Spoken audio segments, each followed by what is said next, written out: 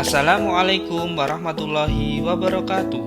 Pada kesempatan kali ini, saya akan menyampaikan demonstrasi kontekstual penerapan segitiga restitusi dari Modul 1.4 Budaya Positif. Salam sehat dan bahagia Bapak Ibu Guru hebat. Perkenalkan, nama saya Ilham Erik Pratitis Robinson. Saya calon guru penggerak Angkatan 9 dari kota Yogyakarta. Baik, Bapak Ibu Guru hebat, pada kesempatan kali ini saya akan sedikit menjelaskan segitiga restitusi. Segitiga restitusi merupakan suatu proses dialog yang dilakukan guru atau orang tua agar dapat menghasilkan anak yang mandiri dan bertanggung jawab. Ada 3 tahap dalam penerapan segitiga restitusi. Yang pertama, menstabilkan identitas. Yang kedua, validasi tindakan yang salah. Dan yang ketiga, menanyakan keyakinan. Untuk tahap yang pertama, menstabilkan identitas. Yang pertama, berdasarkan prinsip membuat kesalahan adalah bagian dari proses pembelajaran. Yang kedua, menggeser identitas gagal ke identitas sukses. Untuk tahap yang kedua, validasi tindakan yang salah. Yang pertama, berdasarkan prinsip setiap perilaku berupaya memenuhi suatu kebutuhan tertentu. Yang kedua, guru akan bergeser dari stimulus respon menjadi proaktif. Yang ketiga, mengenali dan mengetahui kebutuhan murid akan memperbaiki hubungan dengan murid. Untuk tahap yang ketiga, menanyakan keyakinan. Yang pertama, murid akan ditanyakan pertanyaan bermakna untuk memunculkan motivasi secara intrinsik. Yang kedua, mampu mengaitkan keyakinannya dengan tindakan yang salah. Pada kesempatan kali ini, saya akan mempraktekkan segitiga restitusi. Dalam hal ini, saya menampilkan kasus yang pertama. Ketika itu, pada hari Senin pagi yang ceria, Pak Ilham tidak dapat mengajar di kelas 5D karena sedang diberi tugas oleh kepala sekolah untuk mengikuti rapat di Dinas Pendidikan Kota Yogyakarta. Pak Ilham memberikan tugas kepada semua siswa kelas 5D untuk mengerjakan mencari referensi pembelajaran olahraga invasi di perpustakaan. Ada salah satu siswa yang bernama Dita sengaja tidak mengerjakan tugas karena ia malah tidur di kelas. Hari berikutnya, Pak Ilham mengoreksi tugas murid-murid di kelas 5D. Ternyata ada satu murid yang tidak mengumpulkan tugas, yaitu Dita. Dalam catatan daftar kehadiran, pada hari Senin, murid-murid masuk semua. Saat istirahat, Pak Ilham memanggil Dita untuk mengklarifikasi. Berikut cuplikan video kegiatan saya penerapan segitiga restitusi.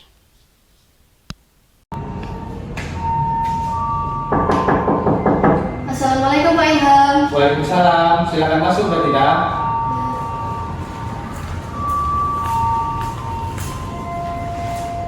Silakan duduk ya. Mbak Dita, gimana kabarnya hari ini? Baik Pak. Oh iya, ini Mbak Dita. Mbak Dita tahu ya kenapa dipanggil Pak Ilham ke sini? Tahu Pak, berkaitan dengan tugas dari Senin kemarin ya Pak? Iya, benar. Kemarin dari Senin Mbak Dita masuk ya? Masuk Pak, tetapi saya tidak dapat mengumpulkan tugasnya. Baik Mbak Dita, saya mengerti semua orang pasti melakukan kesalahan. Pak Ilham pun juga begitu, pernah melakukan kesalahan seperti Mbak Dita. Namun, setiap kesalahan pasti ada alasannya. Kira-kira alasannya Mbak Dita melakukan kesalahan itu apa yang kemarin? Saya capek dan ngantuk Pak. Saya juga tidur larut malam, masih main sama teman-teman di Malioboro, sehingga tidurnya kemalaman. Oh gitu, ya. Mbak Dita masih ingat keyakinan kelas 1? Masih. Kalau masih ingat, apa yang Mbak Dita lakukan itu apa sudah sesuai dengan keyakinan kelas kita belum? Belum Pak. Kalau belum, kira-kira keyakinan kelas mana yang tidak sesuai perbuatan yang dilakukan Mbak Dita? Bertanggung jawab atas semua perilaku saya Pak. Berarti Mbak Dita tahu ya tentang keyakinan kelas kita. Kemudian kira-kira apa solusi untuk memperbaiki kesalahan yang Mbak Dita? Pertama, saya meminta maaf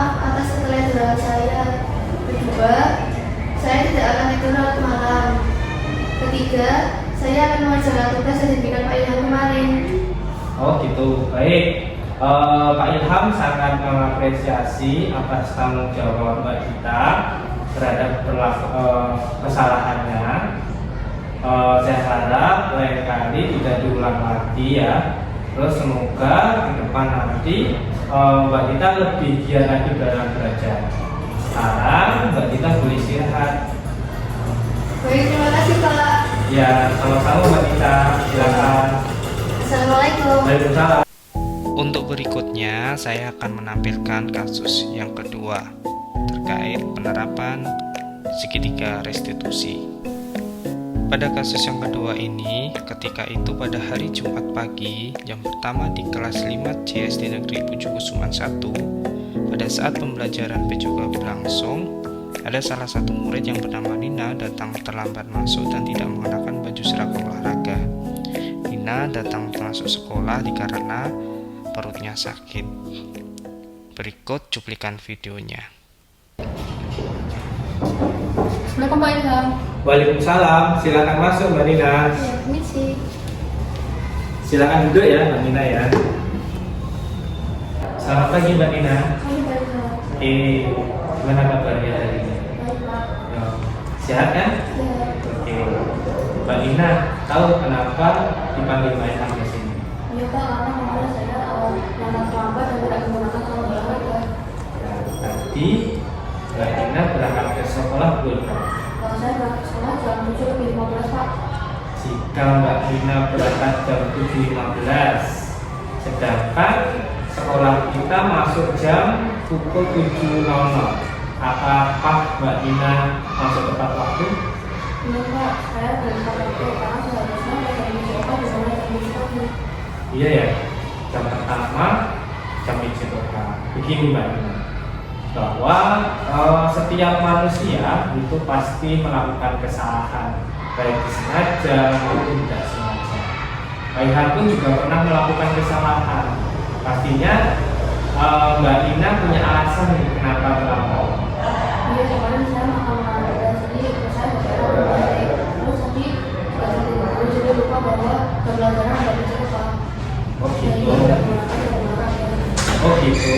Begini Mbak Nina, pastinya setiap manusia itu pasti pernah melakukan kesalahan, baik itu yang disengaja maupun yang tidak sengaja. Pak Ilham juga pernah nih melakukan kesalahan. Pastinya Mbak Nina punya alasan datang terlambat. Kenapa? Karena kemarin saya makan pedas, jadi terus saya agak enak dan diare itu saya terkala saya terburu-buru, jadi tidak menggunakan sarung olahraga. Saya lupa kalau misalnya jam pelajaran pertama harus apa. Oh gitu.